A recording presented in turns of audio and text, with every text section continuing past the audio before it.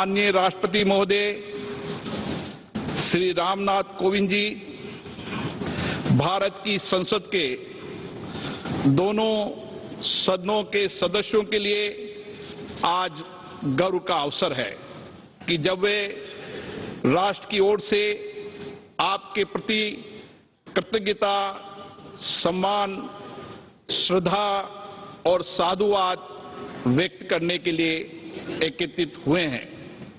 भारत गणराज्य के राष्ट्रपति के रूप में 5 वर्ष के कार्यकाल के दौरान आपने इस सर्वोच्च पद की गरिमा और शालीनता को नव उत्कर्ष प्रदान किया है। इसके लिए हम सब हृदय से आपका आभार प्रकट करते हैं। महोदय, उत्तर प्रदेश के कानपुर जिले के एक छोटे से गांव परोग से भारत के राष्ट्रपति के शीर्ष पद तक पहुंचने की आपकी यात्रा हमारे लोकतंत्र की एक अद्भुत एवं प्रेरक उपलब्धि है। सुदीर्घ सार्वजनिक जीवन में राष्ट्रहित तथा जनसामान्य के कल्याण को लक्षित करके लिए किए गए कार्यों से आपने ये सिद्ध किया है कि आप एक बहुआयामी संवेदनशील जनसेवक हैं। वर्ष 1971 में दिल्ली बार काउंसिल के एक अधिवक्ता के रूप में अपने करियर की शुरुआत करने के बाद आपने दिल्ली उच्च न्यायालय और भारत के उच्चतम न्यायालय में अपनी सेवाएं प्रदान करते हुए निर्धन और वंचित लोगों की पूरी समर्पण के साथ मदद की है। उसके उपरांत राज्यसभा के सदस्य के रूप में अपने 2 कार्यकालों के दौरान आपने संसदीय समिति के सदस्य के रूप में तथा राज्यसभा की आवास समिति के सभापति के पद पर रहते हुए देश को अपना महत्वपूर्ण योगदान दिया है। महोदय, आपका दृढ़ विश्वास है कि शिक्षा सशक्तिकरण का सर्वश्रेष्ठ साधन है। इसी भावना से संसद सदस्य के रूप में आपने ग्रामीण क्षेत्र में शिक्षा के प्रसार के साथ साथ उच्च शिक्षा के क्षेत्र में बुनियादी सुविधाएं उपलब्ध कराने और उनकी गुणवत्ता बढ़ाने पर बल दिया है। आपने राष्ट्र निर्माण में महिलाओं की अधिक से अधिक भागीदारी और समाज के वंचित वर्गों, विशेष रूप से दिव्यांगों और अनाश्रितों के लिए अधिक अवसरों के सृजन के लिए आपने निरंतर प्रयास किए हैं। जनहित के महत्वपूर्ण मुद्दों के लिए आपकी अटूट प्रतिबद्धता लोक सेवा के प्रति आपके समर्पण का प्रमाण है। महोदय, वर्ष 2015 में बिहार के महामहिम राज्यपाल के पद पर आसीन होने के बाद आपने संवैधानिक मूल्यों को संरक्षित रखते हुए शांतिपूर्ण तरीकों से और संवाद के माध्यम से अनेक मुद्दों का समाधान किया, जिसके लिए एक स्वर से आपकी सराहना की गई। कुलाधिपति के रूप में अपने राज्य के विश्वविद्यालयों के क्रियाकलापों के सुधार के लिए निरंतर प्रयास किए गए। इसके अतिरिक्त आपने कुलपतियों की नियुक्ति में पारदर्शिता लाने एवं विश्वविद्यालयों के बेहतर विनियमन के लिए एक न्यायिक आयोग का भी गठन किया। महोदय, जब आपको वर्ष 2017 में भारत गणराज्य के 14वें राष्ट्रपति के रूप में भारत के राष्ट्र अध्यक्ष का दायित्व मिला, तो आपने अपने पद की अपेक्षाओं एवं चुनौतियों को गरिमा एवं विनम्रता से स्वीकारते हुए पदभार को ग्रहण किया। आपके विनम्र स्वभाव तथा कार्यशैली ने हम सभी सांसदों के मन में एक विशिष्ट स्थान बनाया है। संसद में दिए गए आपके अभिभाषण, आपकी दूरदर्शिता देश के समक्ष उपस्थित राजनीतिक एवं सामाजिक विषयों की गहरी समझ एवं उनके समाधान हेतु आपकी स्पष्ट सोच को प्रदर्शित करते हैं। आपके अभिभाषण ने सभी दलों के लोगों को समान रूप से प्रेरित किया है और उनके दायित्वों के प्रति भी जागृत किया है। यही कारण है कि आपको सभी दलों के नेताओं का पूर्ण सहयोग मिला है तथा हम सब आपको संवैधानिक मूल्यों एवं आदर्शों के संरक्षक के रूप में देखते हैं। हमें स्मरण है कि पद ग्रहण करने के बाद जब आप पहली बार अपनी जन्मस्थली गए थे, तब आपने भाव विभोर होकर वहां की धरती को नमन किया था तथा कानपुर की अपने शिक्षण संस्थान में आपने मंच से नीचे उतरकर शिक्षकों का चरण स्पर्श किया था। आपकी इन्हीं विशेषताओं ने नागरिकों का दिल जीता है और वे आपके साथ विशेष जुड़ाव महसूस करते हैं। महोदय, राष्ट्रपति के रूप में आपके कार्यकाल को अनेक मधुर और स्मरणीय पलों के कारण सदैव याद रखा जाएगा। स्वतंत्रता दिवस पर राष्ट्रपति भवन में आयोजित उस एट होम रिसेप्शन को आज भी याद किया जाता है, जिसमें आपने असंख्य लोगों का जीवन बचाने वाले कोरोना योद्धाओं को सम्मानित करने के लिए उन्हें मुख्य अतिथि के रूप में आमंत्रित किया था।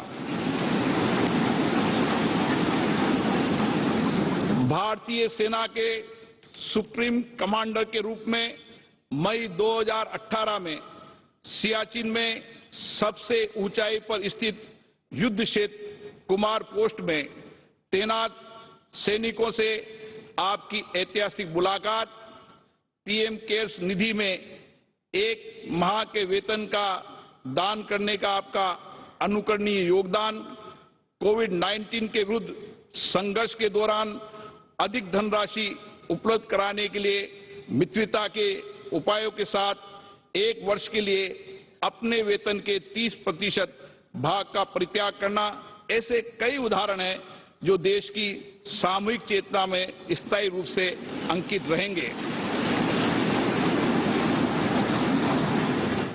भारतीय संविधान के सिद्धांतों का अक्षरशः पालन, राजनीति निष्पक्षता के लिए आपकी प्रतिबद्धता और राष्ट्रपति भवन को आम नागरिकों के लिए सुलभ बनाने जैसे आपके अनुकरणीय कार्य आने वाली पीढ़ियों को सदैव प्रेरित करते रहेंगे।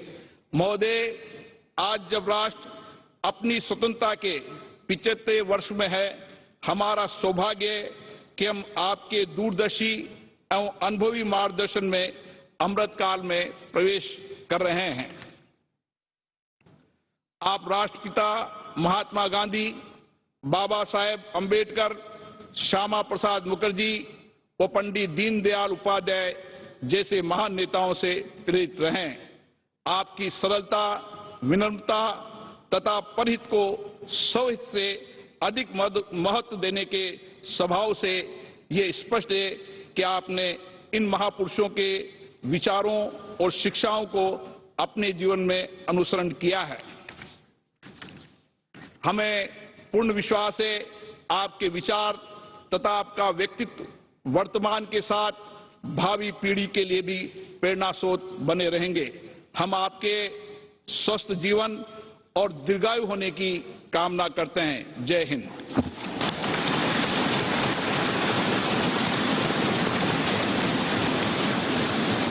धन्यवाद माननीय लोकसभा अध्यक्ष जी। अब मैं आपसे अनुरोध करती हूं कि आप माननीय राष्ट्रपति जी को विदाई संदेश भेंट करें।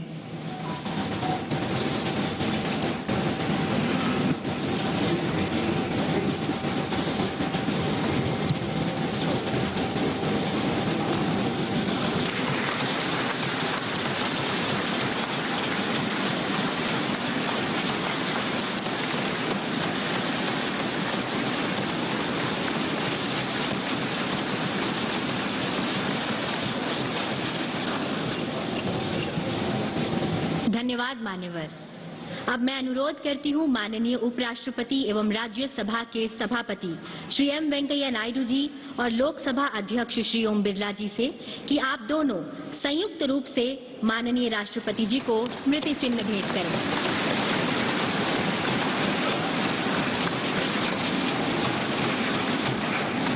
अब आप दोनों से अनुरोध है कि आप माननीय राष्ट्रपति जी को हस्ताक्षर पुस्तिका भेंट करें।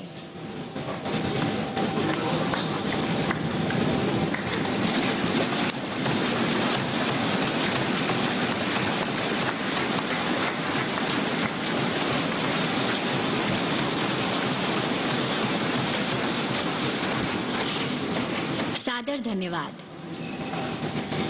अब मैं विनम्र निवेदन करती हूँ माननीय राष्ट्रपति जी से कि वे विशिष्ट जनों की सभा को संबोधित करें और हम सभी का मार्ग प्रशस्त करें।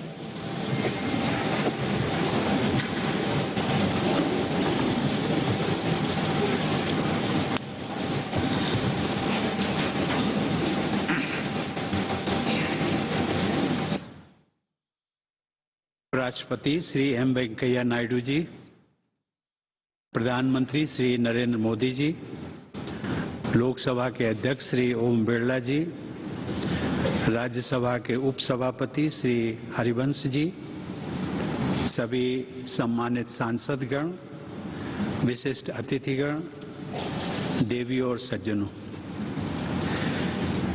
आज आप सबसे जब मैं विदा ले रहा हूं तो मेरे हृदय में अनेक पुरानी स्मृतियां उमड़ रही हैं। इसी परिसर में, जिसे सामान्यतया सेंट्रल हॉल के रूप में जाना जाता है, बरसों तक एक सांसद के रूप में मैंने न जाने कितने सहयोगी सांसदों के साथ यादगार पल बिताए। 5 साल पहले इसी सेंट्रल हॉल में मैंने राष्ट्रपति के पद की शपथ ली थी। सांसद होने के नाते आप सभी का इस लोकतंत्र के मंदिर में एक प्रतिष्ठित स्थान है और मेरे हृदय में भी आप सबके लिए एक विशेष स्थान है और सदैव बना रहेगा।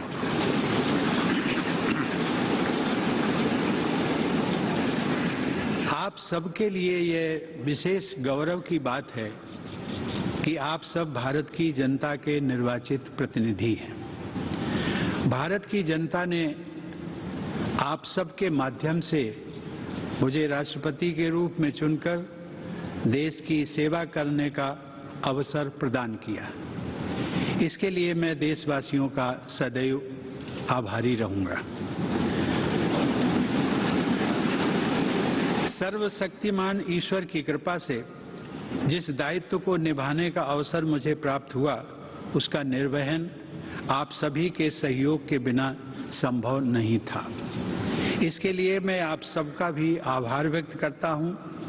अपने कार्यकाल के दौरान मैंने अपनी पूरी क्षमता से अपने कर्तव्यों का निर्वहन करने का प्रयास किया है।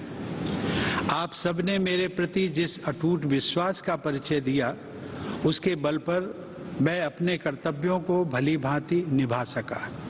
मेरे सभी पूर्ववर्ती राष्ट्रपति मेरे लिए प्रेरणा का स्रोत रहे हैं। माननीय सदस्यगण, राष्ट्रपति और सांसदगण उसी विकास पथ के सहयात्री हैं जो हमारे देश को प्रगति की उच्चतर उपलब्धियों की ओर ले जा रहा है। इस पथ को प्रशस्त करने वाली महान विभूतियों ने हमारे संविधान की रचना करके हमारी लोकतांत्रिक व्यवस्था की नींव रखी। यद्यपि संविधान सभा के सदस्यों को ही हमारे संविधान की रचना का श्रेय जाता है, लेकिन वह ऐतिहासिक कार्य उन्होंने भारत के लोगों के प्रतिनिधि के रूप में किया था। इसीलिए हमारा संविधान हम भारत के लोगों द्वारा अंगीकृत, अधिनियमित और आत्मार्पित किया गया।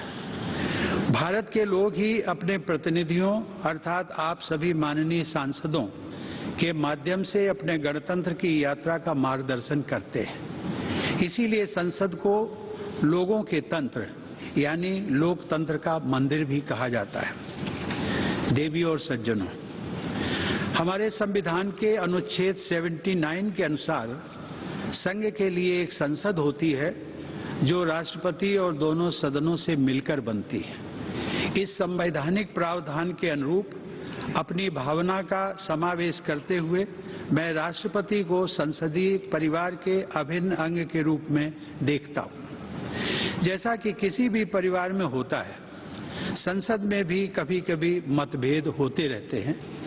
आगे का रास्ता कैसे तय करना है, इस विषय पर विभिन्न दलों के विचार अलग अलग हो सकते हैं, लेकिन हम सब संसद रूपी परिवार के सदस्य हैं जिनकी सर्वोच्च प्राथमिकता है राष्ट्र रूपी विशाल संयुक्त परिवार के हित में निरंतर कार्य करते रहना।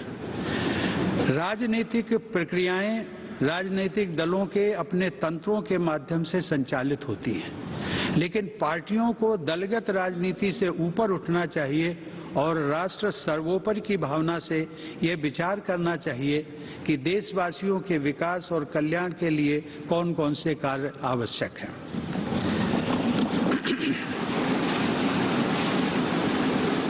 जब हम पूरे राष्ट्र को एक विशाल संयुक्त परिवार के रूप में देखते हैं तो ये समझ में आता है कि पारिवारिक मतभेदों को सुलझाने के अनेक रास्ते हो सकते हैं जो शांति, सद्भाव और संवाद पर आधारित होते हैं। विरोध प्रकट करने के अनेक संवैधानिक रास्ते राजनीतिक दलों और नागरिकों को उपलब्ध हैं।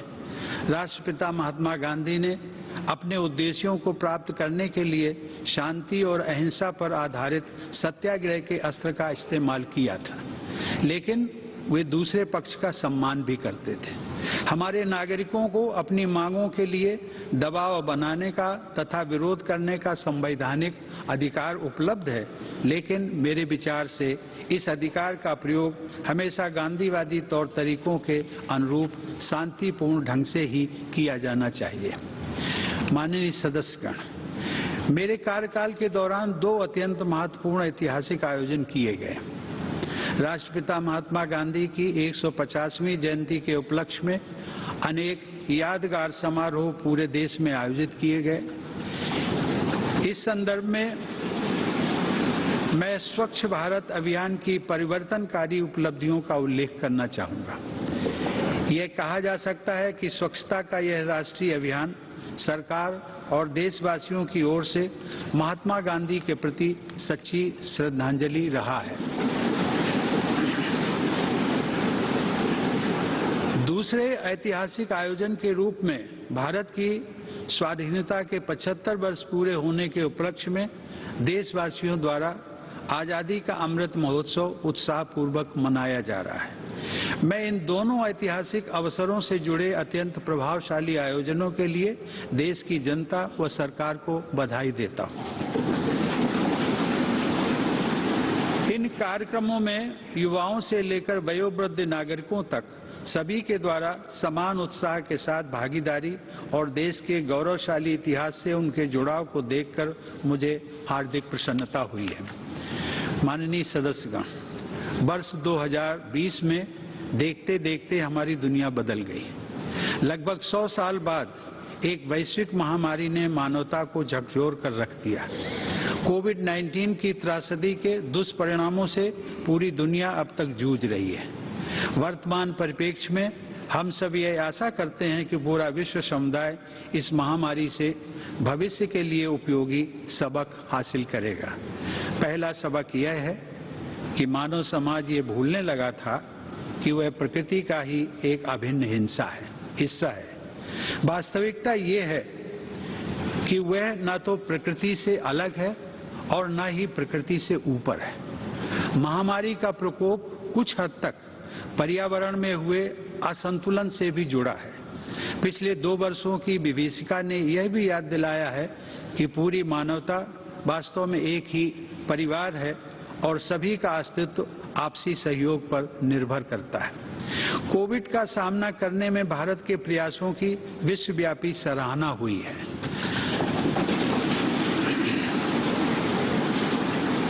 सबके प्रयास से हमने केवल 18 महीने में ही 200 करोड़ वैक्सीन लगाने का लक्ष्य प्राप्त किया है। कोरोना काल में हमने 80 करोड़ लोगों को मुफ्त राशन भी पहुंचाया।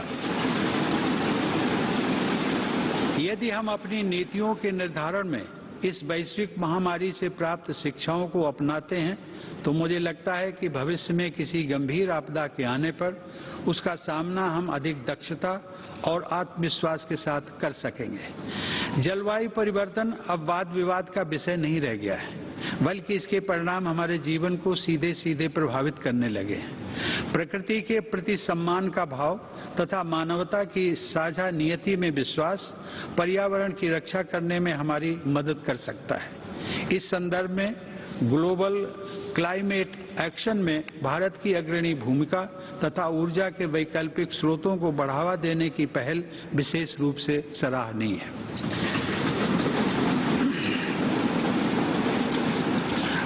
माननीय सदस्यगण, जब मैं जन सेवक के रूप में अपने और सरकार के प्रयासों के बारे में सोचता हूं तथा अपनी पूरी पीढ़ी की ओर से विचार करता हूं तो हमें यह स्वीकार करना पड़ता है कि समाज के हाशिए पर जीवन यापन करने वाले लोगों के जीवन स्तर को बेहतर बनाने के लिए हालांकि बहुत कुछ किया गया है, लेकिन अभी भी बहुत कुछ किया जाना बाकी है।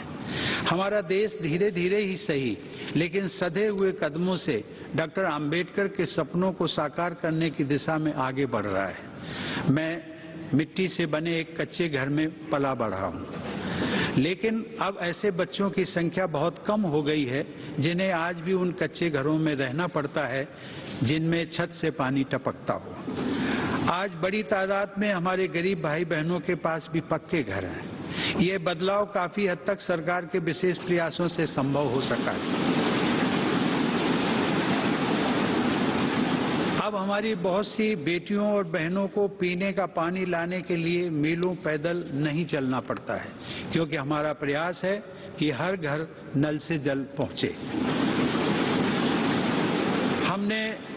हमने घर घर में टॉयलेट्स भी बनवाए हैं जो एक स्वच्छ और स्वस्थ भारत के निर्माण की नींव डाल रहे हैं। सूर्यास्त के बाद लालटेन या दिया जलाने की यादें भी पुरानी हो रही हैं, क्योंकि लगभग सभी गांवों तक बिजली का उजाला पहुंच गया है। जैसे जैसे हमारे देशवासियों की बुनियादी जरूरतें पूरी हो रही हैं, उनकी आकांक्षाओं में भी बदलाव आ रहा है। इस बदलाव का बड़ा रोचक एहसास पिछले महीने ही मैंने अपनी वृंदावन यात्रा के दौरान देखा, जब वहां एक वृद्धा आश्रम में रहने वाली एक महिला ने मुझसे हेलीकॉप्टर की सवारी कराने का अनुरोध किया। आज सामान्य देशवासियों के सपनों को उड़ान मिल रही है। यह बदलाव भेदभाव रहित सुशासन द्वारा ही संभव हो सका है। सामान्य जन के जीवन को बेहतर बनाने वाली ये समावेशी प्रगति बाबा साहब आम्बेडकर की परिकल्पना के सर्वथा अनुरूप है। महिलाओं में सशक्तिकरण की भावना को निरंतर मजबूत होते देखकर मुझे विशेष संतोष का अनुभव होता है। ये सशक्तिकरण युवा पीढ़ी की हमारी बेटियों को और आगे बढ़ा रहा है। मैंने जितने दीक्षांत समारोहों में भाग लिया है, उनमें से अधिकांश संस्थानों में मैंने देखा है कि बेटियों का प्रदर्शन लड़कों से बेहतर रहा है। मुझे विश्वास है कि राष्ट्रीय शिक्षा नीति 2020 इस बदलाव को और तेजी से आगे बढ़ाएगी। मेरा मानना है कि आने वाले वर्षों में महिला सशक्तिकरण से हमारा समाज और अधिक मजबूत होगा। स्त्री पुरुष के बीच समानता के इस अभियान का प्रभाव अन्य क्षेत्रों में हो रही प्रगति में भी परिलक्षित होता है। माननीय सदस्यगण, अपनी बात समाप्त करने से पहले मैं राष्ट्रपति पद के लिए नवनिर्वाचित श्रीमती द्रौपदी मुर्मू को हार्दिक बधाई और शुभकामनाएं देता हूं।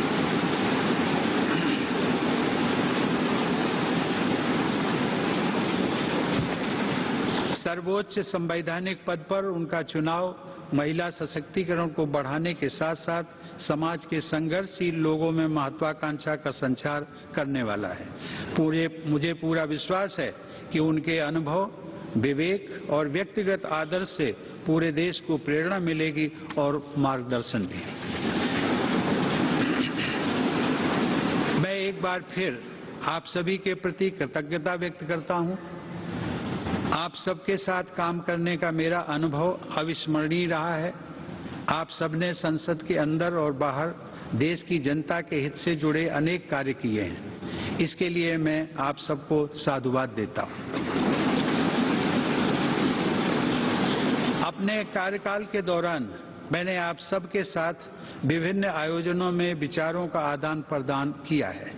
मैं समय समय पर सांसदों के तथा अन्य क्षेत्रों में कार्यरत लोगों के अनेक प्रतिनिधि मंडलों से भी मुलाकात करता रहा हूं। राष्ट्रपति के पद को आप सबने जिस प्रकार निरंतर सम्मान दिया है उसकी मैं सराहना करता हूं। इस दौरान मुझे प्रधानमंत्री श्री नरेंद्र मोदी जी व उनके मंत्रिमंडल के सदस्यों के साथ काम करने का भी अवसर मिला है। उन सब ने मुझे जो विशेष सम्मान दिया है उसके लिए मैं उन सभी को धन्यवाद देता हूं।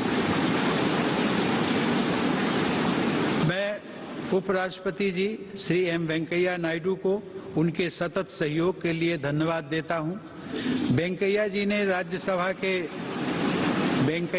राज्यसभा के सभापति के रूप में और ओम बिरला जी ने लोकसभा के अध्यक्ष के रूप में जिस तरह संसद के कार्यकलापों को संचालित किया है तथा देश की महान संसदीय परंपराओं को आगे बढ़ाया है, उसके लिए आप दोनों बधाई और सराहना के पात्र हैं।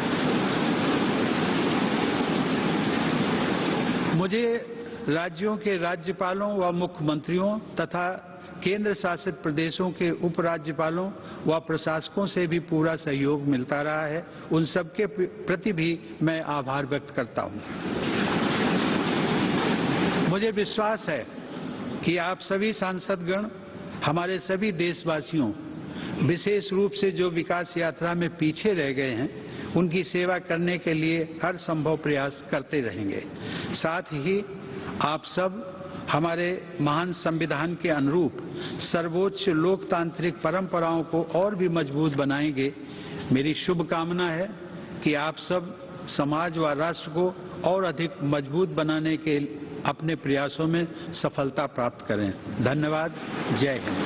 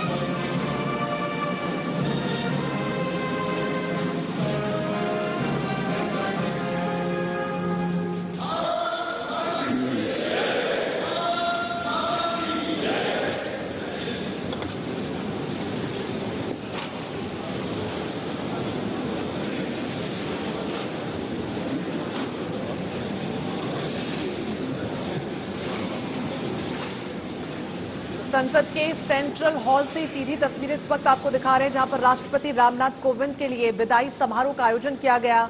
ये खूबसूरत और ऐतिहासिक तस्वीरें, जहां पर अंत में देखिए अपने भाषण के बाद, अपने संबोधन के बाद तमाम गणमान्य लोग जो वहां पर मौजूद हैं, उनसे दोनों हाथ जोड़कर उनके अभिवादन को स्वीकार करते हुए राष्ट्रपति रामनाथ कोविंद और उनसे बात करते हुए तो समारोह संसद भवन में सेंट्रल हॉल में आयोजित किया गया, जहां पर उपराष्ट्रपति वेंकैया नायडू, प्रधानमंत्री नरेंद्र मोदी, लोकसभा अध्यक्ष ओम बिरला के साथ ही संसद के दोनों सदनों, लोकसभा और राज्यसभा के तमाम सांसद इस दौरान वहां पर मौजूद है। और देखिए एक एक कर सबसे राष्ट्रपति रामनाथ कोविंद यहां पर मिलते हुए और साथ ही दोनों हाथ जोड़कर सभी का अभिवादन स्वीकार करते हुए। बीजेपी के राष्ट्रीय अध्यक्ष जेपी नड्डा को आप तस्वीरों में देख सकते हैं और प्रधानमंत्री नरेंद्र मोदी भी देखिए दोनों हाथ जोड़कर उनका अभिवादन यहां पर करते हुए और राष्ट्रपति भी सभी से एक एक कर बातचीत करते हुए नजर आ रहे हैं। तो इस विदाई समारोह में लोकसभा अध्यक्ष ओम बिरला उनके लिए विदाई भाषण देते हुए नजर आए। अपने भाषण में राष्ट्रपति रामनाथ कोविंद के कार्यकाल में की गई तमाम बड़ी उपलब्धियों का जिक्र उन्होंने किया और साथ ही उनके कार्यकाल के लिए उन्हें धन्यवाद दिया और भविष्य के लिए भी यहां पर शुभकामनाएं उनके द्वारा दी गई। साथ ही संसद के सदस्यों की ओर से राष्ट्रपति के लिए एक प्रशिष्ट पत्र भी है, वो भी उनको दिया गया, एक स्मृति चिन्ह के रूप में देकर उनको सम्मानित किया गया और साथ ही हस्ताक्षर पुस्तिका भी उनको दी गई, जहां पर तमाम सांसदों ने अपने हस्ताक्षर एक एक कर उस पर किए थे।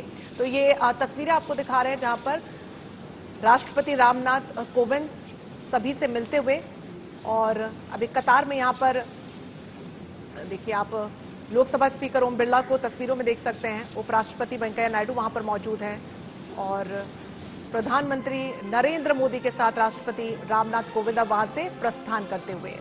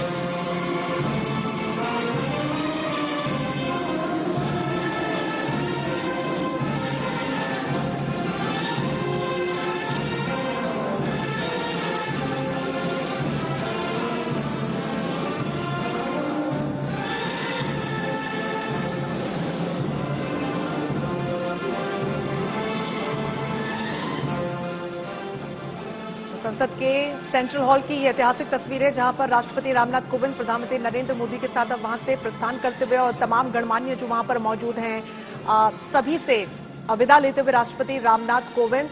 इससे पहले आपको बता दें कि प्रधानमंत्री नरेंद्र मोदी ने शुक्रवार शाम को उनके लिए खास भोज का भी आयोजन किया था, जहां पर नवनिर्वाचित राष्ट्रपति द्रौपदी मुर्मू थी। राष्ट्रपति रामनाथ कोविंद अपने पूरे परिवार के साथ मौजूद थे और उसके बाद ये ऐतिहासिक पल, ये खूबसूरत क्षण जहां पर संसद के सेंट्रल हॉल में उनके लिए विदाई समारोह का आयोजन किया गया, तमाम गणमान्य वहां पर मौजूद रहे। कृपया कोर्टयार्ड 9